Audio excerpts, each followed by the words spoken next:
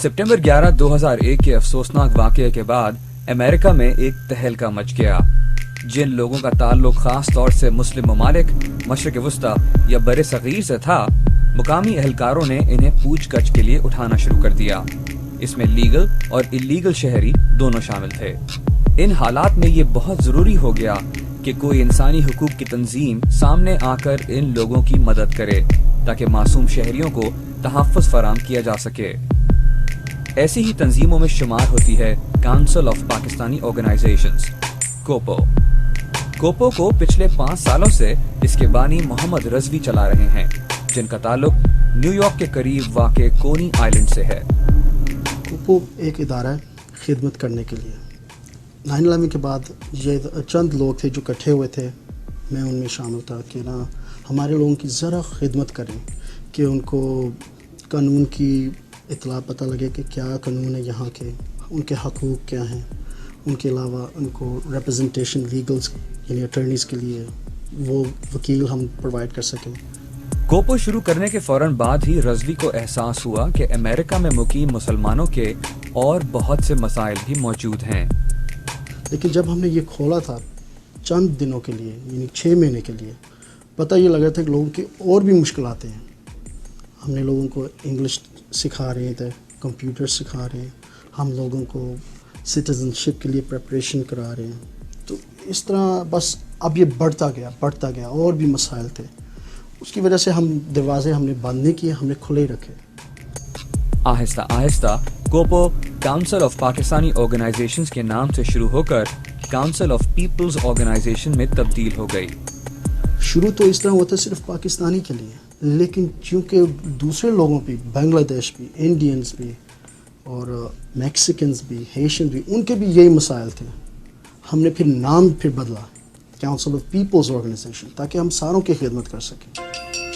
कोपो ना ही किसी एक पार्टी से मुंसलिक है और ना ही किसी एक से फंड लेती है। ये इंसानी हुकूक के लिए काम करने वाली तंजीम है। नहीं, हमारी कोई किसी पार्टी की एफिलिएशन नहीं है, क्योंकि इससे हम दूर रहते हैं। क्योंकि हमें बस ये फोकस है कि हम ना लोगों की खिदमत कर सकें और आराम से कर सकें, वो खुले दिल से कर सकें। सितंबर 11, 2001 के बाद अमेरिकन मुसलमानों पर एक पहाड़ टूट गया, मगर इन सारे मसाइल का हल निकालना भी यहाँ के मुसलमानों ने अपनी जिम्मेदारी समझी। असल में 9/11 के बाद यही हुआ कि क्योंकि उस वक़्त इनको भी नहीं पता था, किसी को भी नहीं पता कि कैसे हुआ। हो सकता है चंद लोगों को पता हो, लेकिन मेन बात यही थी कि मुसलमान के नाम की वजह से ना वो यही अब कर रहे थे कि हर कोई किसी का भी नाम जो सा मुसलमान जैसे मिलता है ना, FBI, INS सारों ने ना देखना शुरू कर दिया हमारे लोगों को। इस सारी सूरत हाल को देखते हुए कोपो ने अपनी रिसर्च रिपोर्ट्स पर काम करना शुरू किया और इसमें इन्हें काफ़ी कामयाबी हासिल हुई। हद ये कि अमेरिकन डिपार्टमेंट ऑफ जस्टिस ने मुसलमानों पर नाजायज ज्यादतियों के हवाले से आखिरकार एक खुसूसी रिपोर्ट भी शाया की। 200 पेज बुक निकली है जो उनसे डिपार्टमेंट ऑफ जस्टिस ने प्रिंट की है कि कितनी सारी ज़्यादतियाँ यानी न्यूयॉर्क स्टेट में यानी डिपार्टमेंट ऑफ जस्टिस ने की हैं इन लोगों के साथ। वो मेरे पास मौजूद है, आपको दिखाता हूँ। That's it. 200 पेज कि उन्होंने क्या क्या ज़्यादतियों की लिस्ट की हुई है। ये सारी रिसर्च रिपोर्ट्स इस बात का सबूत हैं कि 30,000 से ज्यादा पाकिस्तानी अमेरिका क्यों छोड़कर चले गए।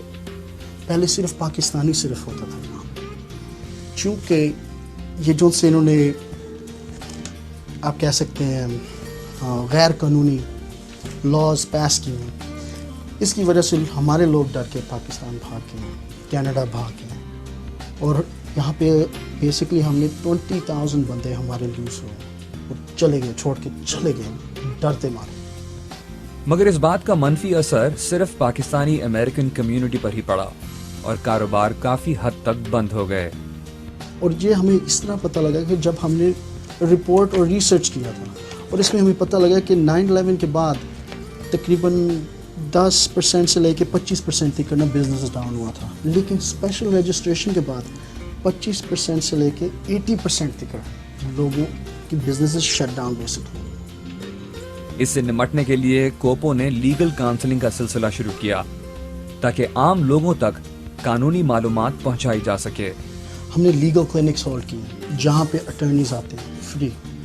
ہم نے کیسز ہنڈریڈز آف کیسز ٹیک کیے جن کے لیے ہم نے خدمت کر.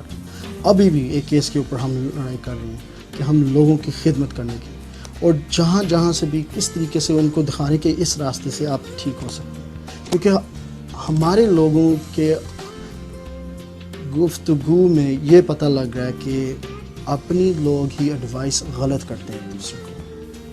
امریکہ میں انگلش زبان سیکھے بغیر آپ اپنے آپ کو بہتر انداز میں پیش نہیں کر سکتے. انگریزی اس لیے اب ضروری ہو گیا کیونکہ جو سی آپ یہ کہہ سکتے ہیں پوری دنیا میں نا وہ یا تو سیکنڈ لینگویج ہے یا فرسٹ لینگویج ہے. یہ بہت امپورٹنٹ ہے کیونکہ بہت ساری چیزیں جو سی اسپیشلی امریکہ میں رہ کے اور بیان کرنا اور اپنے حقوق کے لیے لڑنے کے لیے اپنا سسٹم جاننے کے لیے بھی بہت ضروری ہے کہ ہمارے لوگ انگلش سیکھیں اور سٹیزنشپ لیں اور سٹیزنس بنیں. پھر ہی ہم اپنے ووٹ کے ساتھ اختیار کر سکتے ہیں ہمارے حقوق کے, ہمیں ہمارے رائٹس چاہیے. اس کو سکھانے کا بیڑا بھی کوپو نے اٹھایا. سب سے پہلے ہم نے جب دروازے کھولے تھے اس دفتر کے, ہم نے ایک صرف سائن لکھا ہوا تھا انگلش کی کلاسز فری آ کے لیں. تو ہمارے پاس 300 سے زیادہ لوگ صرف انگلش سیکھنے کے لیے آئے اور کمپیوٹر سیکھنے کے لیے آئے. اور اس میں سے کئی اور آلموسٹ میرے خیال 1000 لوگوں کو ہم نے لیگل ریپرزنٹیشن کے لیے ہیلپ کی ہے. محمد رضوی کا خیال ہے کہ امریکہ میں رہنے والے پاکستانی زیادہ تر پاکستان کے پالیٹکس میں پھنسے رہتے ہیں. ہمارے افسوس کی بات یہ ہے کہ ہمارے پاکستانی جو یہاں پہ نا وہ کوشش یہ کرتی ہے پاکستانی پالیٹکس میں انوالو ہو کے یہاں ہوتے ان کو یہ کرنا چاہیے کہ یہاں میں انوالو زیادہ ہوں, کیونکہ یہاں پہ اگر انوالو ہوں گے پھر ادھر بھی افیکٹ ہو سکتا ہے.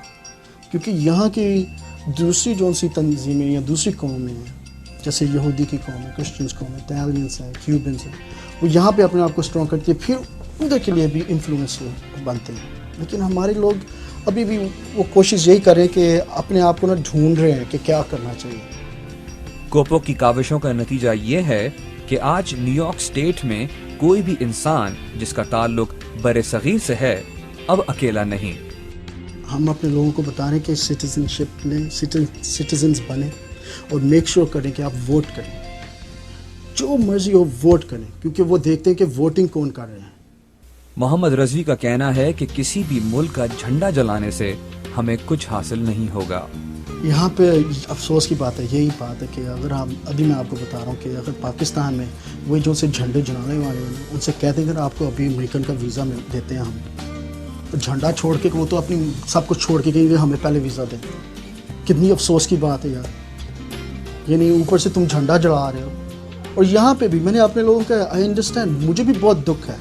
آپ کیا سمجھتے ہیں کالوں کو دکھ نہیں تھا کہ یہاں پہ آ کے ان کے ساتھ کیا زیادتی ہوئی ہیں, اٹیلینس کے ساتھ زیادتی ہوئی ہیں, یہودیوں کے ساتھ زیادتی ہوئی, لیکن وہ اپنے پاؤں ٹھیک کر کے وہ پھر اپنے حق کے لیے لڑیں. یہی تو خوبی ہے اس یہ کیا کہتے ہیں یونائٹڈ اسٹیٹس کی.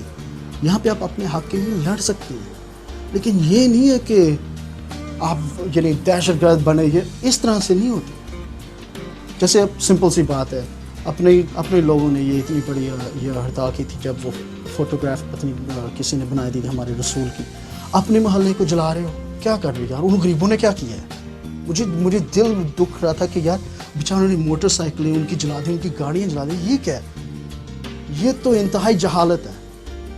یہ نہیں ہونی چاہیے. جہالت کو ہمیں ابھی پکڑ کے کہنا چاہیے یہ نہیں کرنا چاہیے. ٹھیک ہے ہڑتال کریں, سب کچھ کریں, لیکن یہ نہ کریں کہ جو سے غریب ہیں ان کی روزی مار دیے.